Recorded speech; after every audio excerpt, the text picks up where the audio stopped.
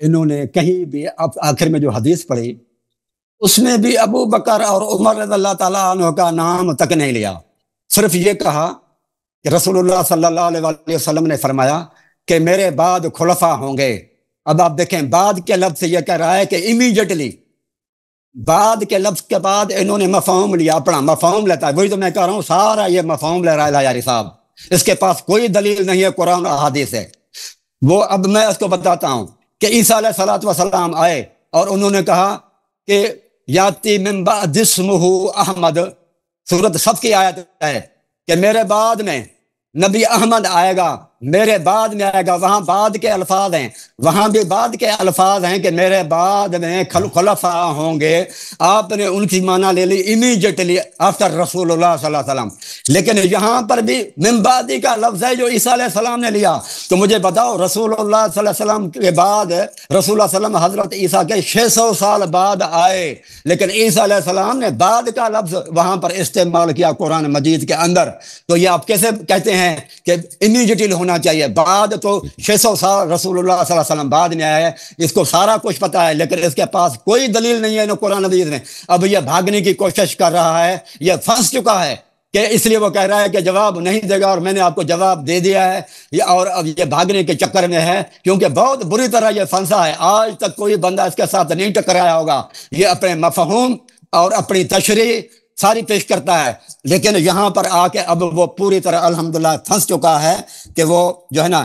پھر آپ دیکھیں قرآن مجید کی یہ رسول اللہ صلی اللہ علیہ وسلم کی، اب میں حدیث پڑھتا ہوں، حدیث کہ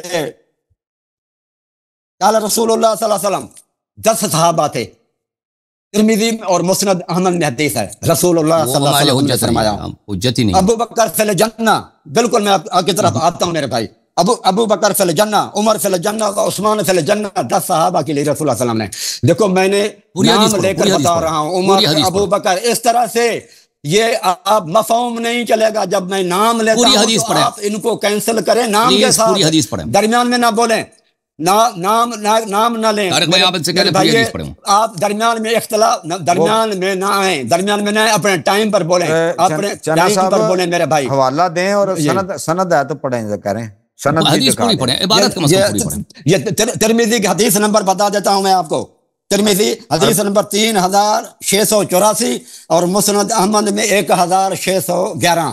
پھر دوسری حدیث ہے، ایک نہیں ہے بہت حدیث ہیں، عمر بن عاص، صحیح بخاری کے روایت ہے، جلد نمبر 2 صفحہ نمبر 306۔ تو میں نے پوچھا ایو الناس احب الیک، اے اللہ کے رسول سب سے زیادہ آپ کو محبوب کون سے ہیں؟ قال عائشہ، تو کہا کہ عائشہ صدیقہ۔ فقلت من الرجال، عمر بن عاص کہتے ہیں پھر میں نے کہا آدمیوں میں سے کون ہے؟ فقال ابوہا، تو اس کے والد صاحب۔ قلت ثم من، پھر میں نے کہا اس کے بعد کون ہے؟ تو رسول اللہ صلی اللہ علیہ وسلم نے فرمایا عمر، یہ بخاری کی حدیث ہے۔ پھر یہ تو بہت ساری رسول اللہ صلی اللہ علیہ وسلم کی حدیث ہے جو میں پیش کر سکتا ہوں، اور نام لے کر کر رہا ہوں، نام لے کر جب کوئی چیز بیان کرے نا اس کو نام لے کر سے کینسل کرو۔ جب نام لے کر کوئی بندہ بات کرے تو آپ اسے تشریح سے اور جو ہے نا تشریح سے کینسل نہ کریں، نام والی چیز کو نام لے کر ہی کینسل کیا جا سکتا ہے۔ رسول اللہ صلی اللہ علیہ وسلم کا فرمان وہی ہے، آپ کی تشریح وہی نہیں ہے۔ محمد صلی اللہ علیہ وسلم فرماتے ہیں ان اتبع الا ما یوحى الی، میں وحی کے علاوہ کسی چیز کی پیروی نہیں کرتا۔ آپ کی تشریح، آپ کی مفہوم ہے، آپ کی سمجھ ہے، یہ وحی نہیں ہے۔ آپ وحی سے رسول اللہ صلی اللہ علیہ وسلم کے قول سے رسول اللہ صلی اللہ علیہ وسلم کی بات ختم کریں۔ نبی فرماتے ہیں جنت ہے ابو بکر عمر، آپ ان کو کینسل رسول اللہ صلی اللہ علیہ وسلم کی حدیث سے کریں، نہ کہ اپنی طرف سے میرے بھائی۔ آپ رسول اللہ صلی اللہ علیہ وسلم کی بات حدیث جو ہے وہ وحی ہے، اور آپ کا سوچ سمجھ وہی نہیں ہے، غیر وہی ہے۔ غیر وہی کو آپ وہی سے کیسے کینسل کر سکتے ہیں؟ تو یہ بات غلط ہے میرے بھائی۔ اس کے بعد وہ جو تیمم والا جو ہے، اور ہاں وہ اس لیے نہیں میں دیکھتا، حدیث نہیں پڑھی نا بھائی، ترمذی کی حدیث نہیں پڑھی، میں نے کہا پوری حدیث پڑھو نا، کیوں نہیں پڑھی؟ وہ میرے بھائی شرط کے خلاف ہے، میں شرط پر پابند رہوں گا۔ جو شرط رکھا ہے کہ حدیث ہو مرفوع ہو، وہ حدیث مرفوع نہیں ہے، رسول اللہ سے ثابت نہیں ہے کہ رسول اللہ صلی اللہ علیہ وسلم نے کہا ہو کہ عمر کو تیمم کرنا نہیں آتا۔ نبی علیہ الصلوۃ والسلام سے ثابت کریں، یہ میں نے شروع کے اندر شرط رکھی تھی اور آپ مان گئے تھے، اب آپ اس شرط سے نہ ہٹے میرے بھائی۔ پھر آپ نے کہا کہ غلام احمد مرزا کے لیے بھی تو جو ہے نا رسول اللہ صلی اللہ علیہ وسلم نے نہیں فرمایا نا کہ وہ کافر ہے، یہ تو لوگوں نے فرمایا ہے نا. ہاں لوگوں نے فرمایا، یہ اس وقت صحیح ہوگا جب نبی کریم علیہ الصلوۃ والسلام کی طرف سے کوئی بیان نہ ہوتا. ادھر رسول اللہ صلی اللہ علیہ وسلم کے لیے بیان موجود ہے کہ ابو بکر عمر، ایک نہیں کئی حدیثیں احادیث ہیں ان کی بھری پڑی ہیں کتب احادیث، لہذا وہاں پر تشریح نہیں چلے گی، فہم نہیں چلے گا، کیونکہ وہاں حدیثیں اور قرآن مجید کے میں نے آیتیں پڑھی ہیں. اب آپ کو حدیث رسول سے کاٹیں، رسول کی بات کو رسول کاٹ سکتا ہے، رسول کو بات کو اللہ یاری نہیں کاٹ سکتا. میرے بھائی غور کریں، یہ رسول کی بات جو ہے یہ سپیرم کورٹ سے بھی افضل ہے. صحابہ کی بات ہائی کورٹ ہے، علماء کی بات سیشن کورٹ ہے. سیشن کورٹ ہائی کورٹ کو نہیں کر سکتی، ہائی کورٹ سپیرم کورٹ کو نہیں کر سکتی. اور رسول اللہ صلی اللہ علیہ وسلم کی بات تو سپیرم کورٹ سے بھی افضل ہے، شریعت کورٹ ہے. تو رسول اللہ صلی اللہ علیہ وسلم کی بات کو کہ جنتی نہیں ہے، رسول ہی کاٹے گا. آپ اپنے تشریحات سے نہ کاٹیں، کیوں کہ وہ آپ تو عالم ہیں، صرف آپ کی بات صرف جو ہے نا وہ سیشن کورٹ کا فیصلہ ہے. سیشن کورٹ کے فیصلے سے شریعت کو کورٹ کو کیسے آپ چیلنج کر سکتے ہیں؟ پھر میں آتا ہوں، قرآن مجید فرماتا ہے فَإِن تَابُوا وَأَقَامُوا الصَّلَاةَ، وہ لوگ جو توبہ کریں اور نماز کو قائم کریں، وَآتَوُا الزَّکَاۃَ، اور زکوٰۃ ادا کریں، فَإِخْوَانُکُم فِی الدِّین، وہ تمہارے دینی بھائی ہیں. سورۃ توبہ آیت نمبر 11 ہے. ابو بکر اور عمر نماز بھی پڑھتے تھے اور زکوٰۃ بھی دیتے تھے. اب قرآن مجید کہتا ہے کہ یہ لوگ دینی بھائی ہیں، تو آپ ان کو دینی بھائی سے کیسے نکال سکتے ہیں؟ جب رسول اللہ صلی اللہ علیہ وسلم نے عمر کو کہا کہ تم جو ہے وہ مسلم ہو، صلح حدیبیہ کے موقع پر وہاں آپ نے دھوکہ دیا، وہاں لفظ ہے کہ نہن کا لفظ ہے اور پوچھنے والا عمر ہے کہ کیا ہم مسلم نہیں ہیں؟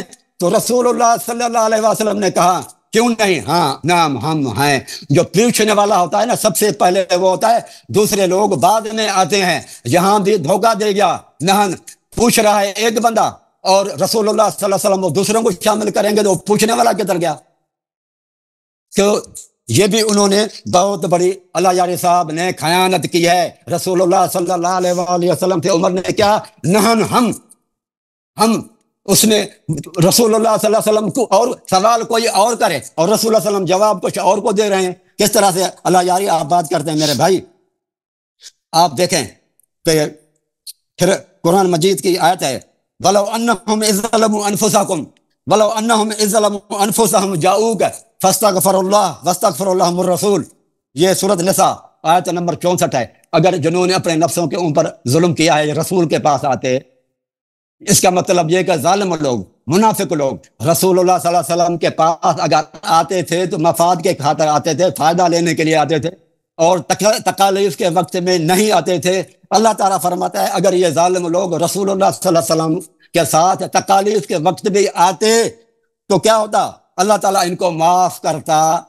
تو اللہ تعالیٰ اور ابو بکر عمر رسول اللہ صلی اللہ علیہ وسلم کے ساتھ ہی رہتے تھے. پھر آپ نے کہا کہ یہ عمر اور ابو بکر جنگ میں گئے نہیں تھے، شامل ہی نہیں تھے. اللہ کے بندے کیسی بات کر رہے ہیں؟ پھر بھاگے کیسے؟ جو شامل ہوتا ہے وہی تو بھاگتا ہے. ادھر بھی آپ ڈاج دے کر جاتے ہیں، دھوکہ دے کر جاتے ہیں، اس کا مطلب وہ گئے تھے. اگر وہ نہیں گئے تھے تو پھر کہاں تھے؟ مدینے کے اندر تھے.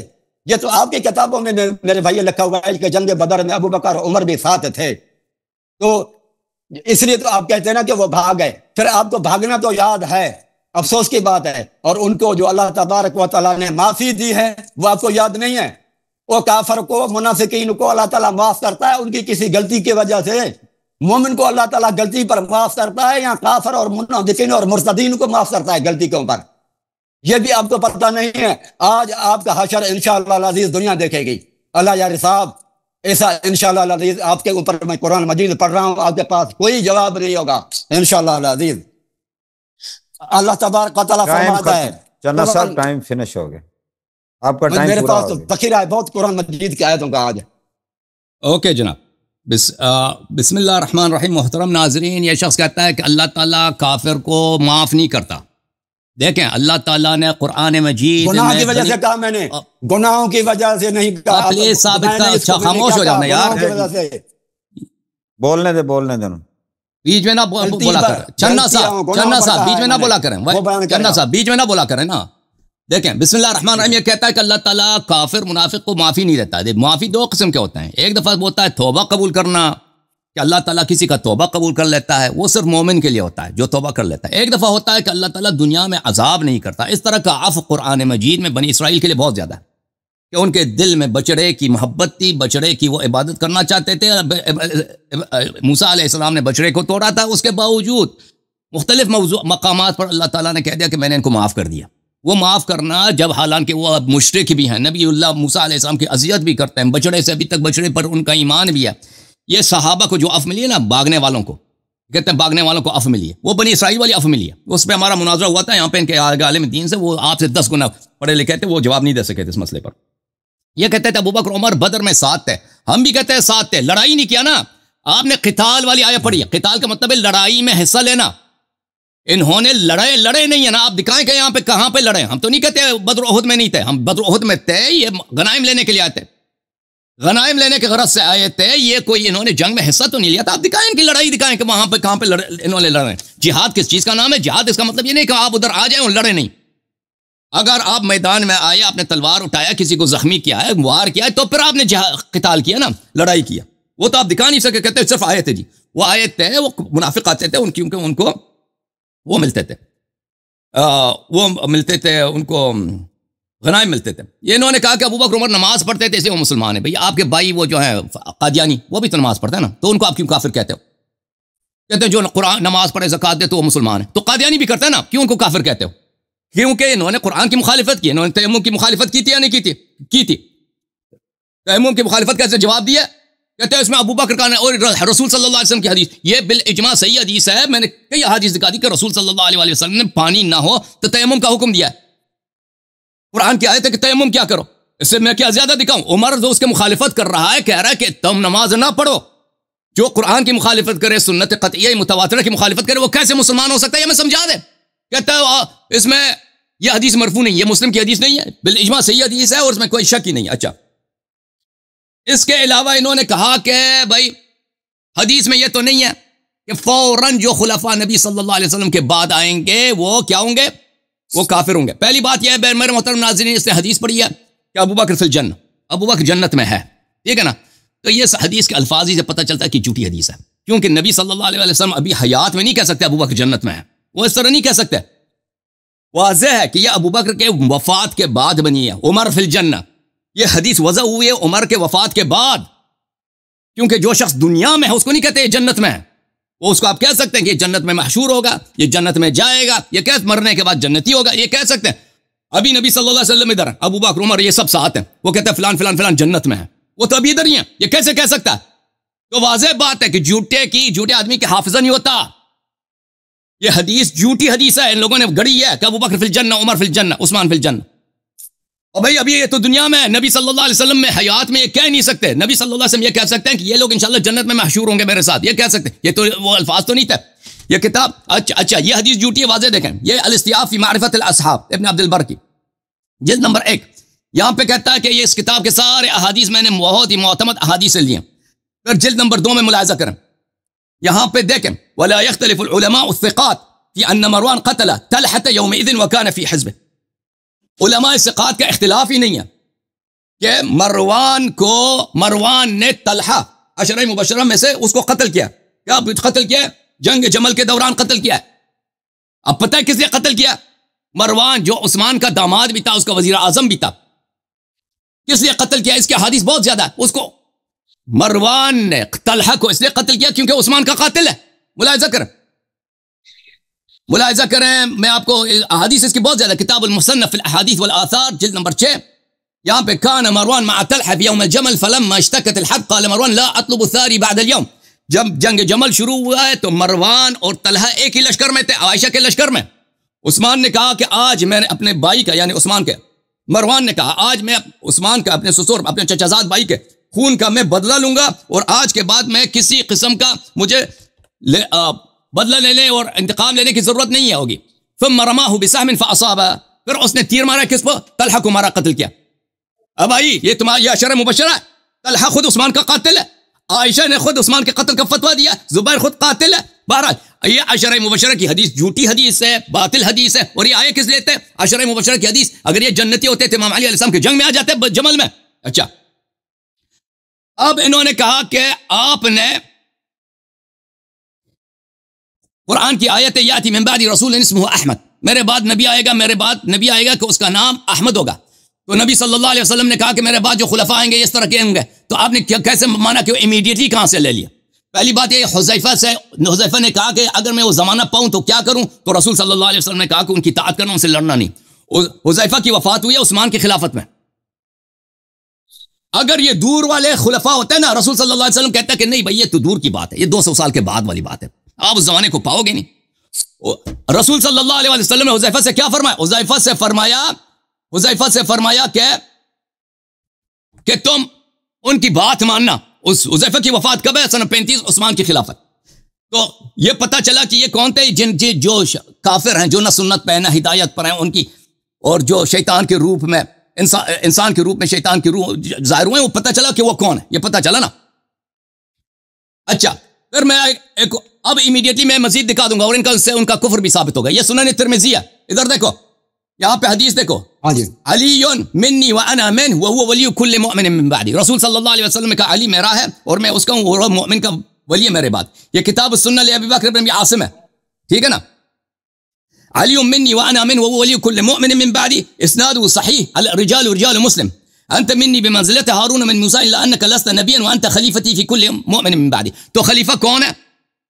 ہر مؤمن کا ولی نبی صلی اللہ علیہ وسلم کے بعد کون ہے؟ امام علی علیہ السلام ہے، ٹھیک ہے نا. یہ اس کے احادیث بہت زیادہ. اچھا میں آپ کی خدمت میں دکھا دیتا ہوں کہ ابو بکر عمر کی کوئی حدیث ہے کہ وہ میں نبی صلی اللہ علیہ وسلم کے بعد خلافت ان کو ملے گا. یہ صحیح مسلم ہے، یہاں پر باب الاستخلاف و ترکی وفی هذا الحدیث دلیل عن النبی صلی اللہ علیہ وآلہ وسلم ینص علی خلیفت وہ اجماع اہل سنت. اہل سنت کا اجماع ہے کہ نبی صلی اللہ علیہ وسلم نے کسی کو خلیفہ نہیں بنایا، حالانکہ نبی صلی اللہ علیہ وسلم نے واضح طور پر کہہ دیا کہ وانت خلیفتی فی کل مؤمن من بعدی، ٹھیک ہے نا. تو ابو بکر عمر کی خلافت منسوس نہیں ہے. اب ملاحظہ کریں، امیڈیٹلی میں آپ کو دکھا رہا ہوں چننا صاحب، اور آپ کو تو سمجھ نہیں آئے گی نا، دوسروں کو تو سمجھ آئے گی. صحیح بخاری ملاحظہ کریں، یہاں پر حدیث نمبر ہے 4625. نبی صلی اللہ علیہ وسلم کہتے ہیں کہ روز قیامت میں دیکھوں گا کہ میرے صحابہ جہنم کی طرف لے کے جائیں گے. میں کہوں گا یا رب یا صحابی، یا رب یہ تو میرے صحابہ ہیں. ندا آئے گا اللہ رب العزت کی جانب سے انک لا تدری ما احدثوا بعدک، آپ کو پتہ نہیں ہے کہ آپ کے بعد دین میں کیا بدعتیں داخل کی ہیں. صحابہ پس مرتد ہوئے، جہنم لے کے جائیں گے، کس لیے کہ انہوں نے دین میں بدعت داخل کی ہے. اللہ کی جانب سے ندا آئے گا ان هؤلاء لم يزالوا مرتدین علی اعقابهم منذ فارقتهم. ان کی ارتداد کب شروع ہوئی ہے؟ یہ اسی وقت سے مرتد رہے ہیں جب سے آپ دنیا سے گئے ہیں. یہ صحابہ جنہوں نے دین میں بدعت داخل کی ہے قیامت کے دن جہنم لے کے جائیں گے. ان کے ارتداد کس وجہ سے؟ ارتداد اس لیے کہ انہوں نے دین میں بدعت داخل کی ہے. یہ کیا بعد میں مرتد ہوئے تھے زکات نہ دینے کی وجہ سے؟ نہیں. لم یزال مرتدین علی اعقابهم منذ جو ہی، یہ اس کو عربی تو سمجھ نہیں آتی نا، کہتا کہ مجھے عربی کی کیا ضرورت ہے. منذ فارقتم، جو ہی آپ دنیا سے گئے ہیں آپ یہ اسی زمانے سے مرتد رہے ہیں. اور بھائی جو ہی نبی صلی اللہ علیہ وسلم دین سے دنیا سے گئے اس زمانے میں کون سی کیا بدعت دین میں داخل ہوئی ہے؟ جس دن نبی صلی اللہ علیہ وسلم کی وفات ہوئی ہے اس دن کیا بدعت دین میں آیا؟ نماز چینج ہوا؟ اذان کچھ بھی نہیں چینج ہوا. اس دن ابو بکر عمر نے خلافت بنائی تھی، بلکہ سقیفہ بنی ساعدہ میں ان کی بیعت کرائی گئی تھی، ٹھیک ہے نا. یہ دیکھو صحیح بخاری بشرح اردو ترجمے کے ساتھ. میں کہوں گا یا رب یہ تو میرے ساتھی ہیں. اچھا یہ ان لوگوں نے آپ کے بعد، آپ کو کیا معلوم، آپ جانتے ہیں ان کے لوگوں نے آپ کے بعد کیا نئی باتیں نکالی تھیں، یعنی بدعتیں. جب تم ان سے جدا ہو گئے تھے تو یہ لوگ اپنی ایڑیوں کے بل اسلام سے برگشتہ ہوئے تھے. جو ہی آپ کی وفات ہوئی ہے اسی وقت سے انہوں نے دین میں بدعت داخل کیا ہے اور یہ دین سے خارج ہو گئی. بخاری میں بھی ہے، مسلم میں بھی ہے، اور اس کی کئی روایت بہت زیادہ مختلف طرق سے موجود ہیں. تو ثابت یہ ہوا میرے محترم ناظرین کہ رسول صلی اللہ علیہ وسلم کے وفات کے وقت کوئی اور امیڈیٹسی میں نے دو طرق سے ثابت کیا، حذیفہ کے زندگی سے اور اس طریقے سے بھی ثابت کیا کہ یہ متواتر حدیث ہے، مختلف طرق سے وارد ہوئی ہے کہ یہ بھائی دین میں جو بدعت داخل کی گئی تھی جس کی وجہ سے صحابہ مرتد ہو گئے تھے وہ کیا ہے؟ ابو بکر عمر کی خلافت ہے۔ وَإِلَّا یہ مجھے بتائیں کہ نبی صلی اللہ علیہ وسلم کے وفات کے بعد وہ کون سی بدعت دین میں داخل ہوئی تھی جس کی وجہ سے صحابہ مرتد ہوئے تھے؟